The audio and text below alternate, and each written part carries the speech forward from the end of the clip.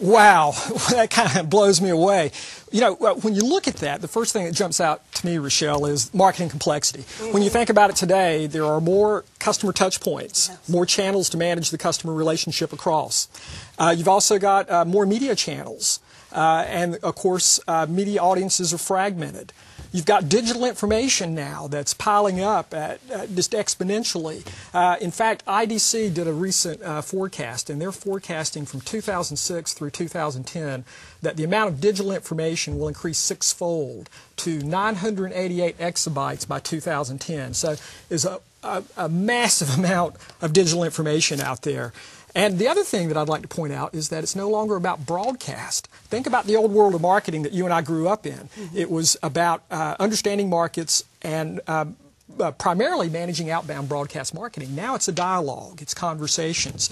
And so, Rachelle, kick us off. And so when you talk about the traditional landscape and thinking about the traditional print, broadcast, events, marketing channels that we've been using for the past 50 years, marketers are doing that really well. And so how do you start to manage the new channels, and how do we start to bucket those channels so that we can think about, you know, communication and conversation? And so today what we're really hoping to focus on is getting some management around this and a framework in which to think about the digital channels.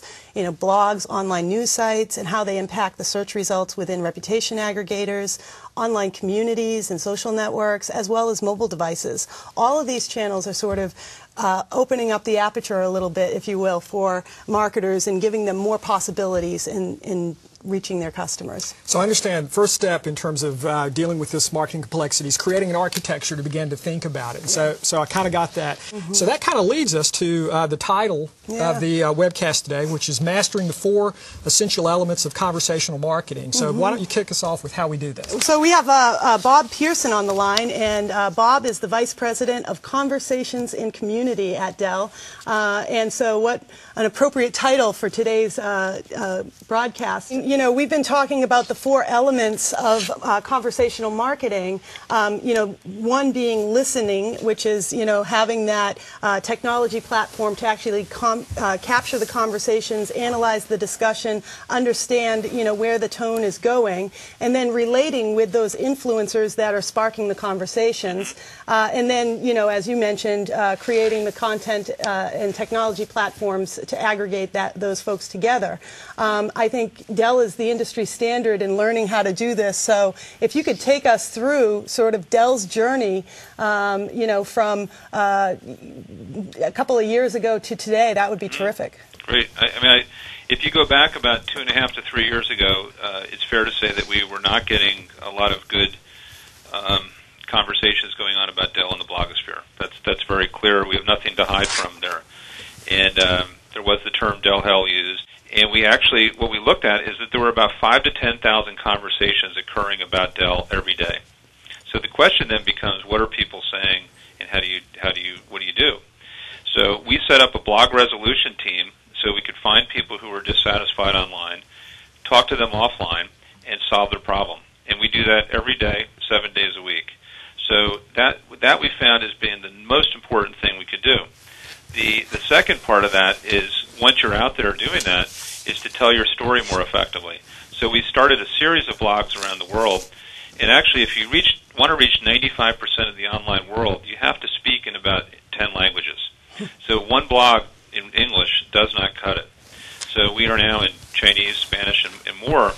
And what we do is not only put out content on our blogs, but we actually have folks who do outreach into other people's blogs to have conversations, whether they're positive or negative. We join the conversation if it's relevant to Dell. And then the third item that we did is we said, let's do a better job of figuring out how to get ideas directly from customers. So we built IdeaStorm. We are now close to 10,000 ideas that we've received from our customers. And it's a dig and forum kind of mixed platform. And it's very instructive for our folks building new products, folks in tech support, you name it. And then the final point I wanted to make in this brief overview is we're now in the era of, Jeff had said at the very beginning, of the power of the customer. And we're looking at all the ways that you can actually unlock the customer.